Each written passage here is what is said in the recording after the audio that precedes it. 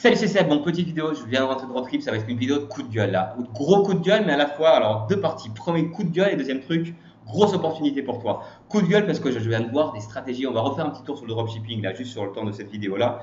Des stratégies de personnes qui te conseillent quelle est la meilleure stratégie pour trouver tes bons produits, c'est tout simplement, c'est ça, écoute-moi. Tu vas sur Facebook, tu filtres toutes les pubs, tu regardes les pubs, tu regardes les produits qui fonctionnent le mieux, donc qui ont le plus d'interactions, qui ont le plus de commentaires et le plus d'interactions si tu veux, et tu vas prendre les produits et tu vas les mettre sur ton shop. Pourquoi se faire chier à aller sourcer du produit? Pourquoi se faire chier à comprendre qui sont tes clients si tu peux aller pomper les produits des autres? Alors, sur ça, deux choses. Première chose, c'est que du coup, en allant taper les produits de tes concurrents, du coup, tu vas être en concurrence par rapport à lui, et du coup, tes budgets sur Facebook vont exploser. Parce que la seule chose que tu sais faire aussi, si tu fais partie de ces classes de population-là, c'est juste de faire de la pub, de la pub, de la pub, de la pub.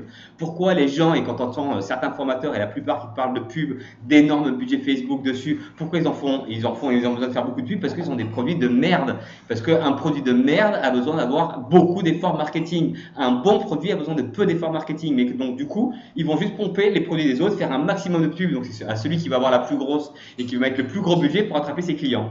Tu peux suivre ce modèle-là si tu veux. Avant de suivre ce modèle-là, pose-toi aussi la question de qui sont les personnes qui te conseillent dessus, de la véracité de leurs chiffres, parce que c'est bien beau de te faire mouiller avec des chiffres dessus quand c'est juste les chiffres d'affaires, que c'est pas les bénéfices, qu'en plus de ça, tu n'as pas les adresses des shops, et qu'aujourd'hui, n'importe qui a un shop sur Shopify et qui a fait aller 500 € de vente va se dire maintenant formateur. Et on a en plus de ça appris qu'il y avait un marché noir de la formation. C'est cool ça les mecs, marché noir de la formation. On achète la formation une fois et les gens les revendent et font des packages avec les formations des uns et des autres, quoi. Donc, ce qui est très bien dans ça, donc ça c'est gros coup de gueule déjà, il n'y a aucune élégance dans ce business-là. Aucune élégance d'aller taper les produits des autres, aucune élégance à pas travailler en fait dessus, travailler pour tes clients, travailler pour comprendre qui sont tes clients. Et ça, alors c'est très bien quand tu es dans une stratégie de boutique généraliste qui est une stratégie, voilà, on a fait des vidéos dessus qui est à chier. Dessus, nous, ce qu'on pense, c'est qu'il faut qu'il y ait de la pérennité. Ce qu'on pense, c'est qu'il faut que tu bosses sur tes clients pour essayer de comprendre qui ils sont. On s'en foutant de qui sont tes concurrents, surtout pas en pompant ce qu'ils font, quoi. Parce que tu vas pomper les idées de quelqu'un qui ne sort, enfin bref, tu sais même pas d'où il vient.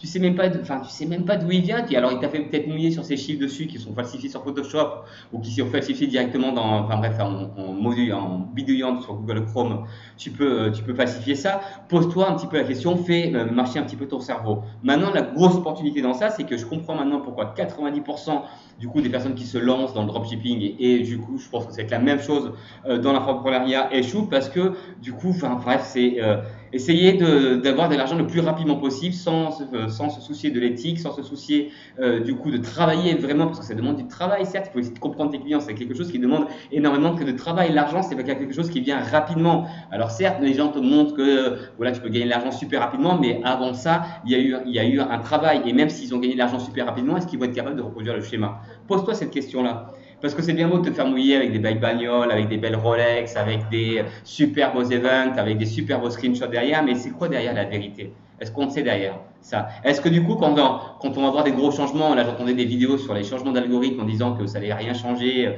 que de toute façon il fallait faire encore plus de pubs, mais pourquoi tu fais avec un maximum de thunes si dans ce cas-là sur tes campagnes Facebook? Parce que tu as des produits de merde et que par définition, quand tu as des produits de merde, tu as besoin d'avoir un plus gros effort marketing, tu as besoin d'acheter beaucoup plus de campagnes. Tu regarderas si tu as un bon produit, tu as juste besoin de matcher le produit avec ton audience. Et ça, c'est pareil que tu fasses du dropshipping, que tu vendes tes formations ou peu importe ton truc. Plus tu as un produit ou un service de merde, plus tu auras besoin d'injecter des thunes à l'intérieur, de l'argent à l'intérieur pour faire de la publicité, pour essayer de convaincre, de laver le cerveau des gens. Mais je pense pas que ce soit la bonne stratégie. Je pense pas que ce soit une stratégie qui soit pérenne. Et surtout, je trouve pas que ce soit une stratégie qui ait de l'élégance. Et je pense que l'élégance dans le business, c'est peut-être quelque chose un petit peu qui manque.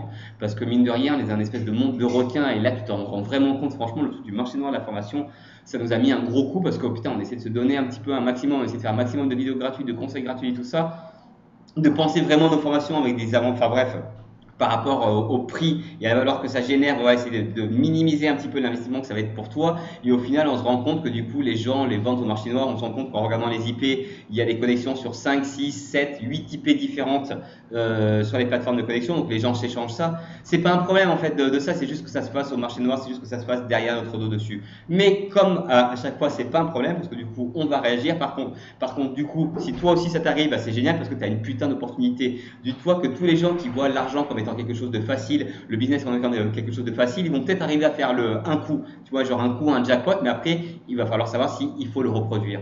Et avant d'écouter les conseils des gens, fie-toi à qui ils sont vraiment. Fie-toi capital humain, rappelle-toi, soit plus de compétences, connaissances et expériences. Voilà, bon, cette vidéo, elle est vraiment à l'arrache, mais là, voilà, je suis en train de road trip dessus. On a vu avec Nico, on va se remettre à faire des vidéos plus souvent, même si elles sont moins construites dessus, mais plus pour partager aussi ce qu'on pense. Enfin bref, je te retrouve dans une vidéo demain où je serai plus calme dessus, mais là, je t'avoue, j'avais un petit peu les nerfs dessus. Et les nerfs aussi pour toi, parce que tu es en train de perdre tes thunes, mon pote, quoi. Et surtout qu'il n'y a aucun. Encore une fois, c'est une aberration. Fais fonctionner ton cerveau, arrête d'être un mouton. Voilà pour ce gros coup de gueule, je te dis donc à demain, salut!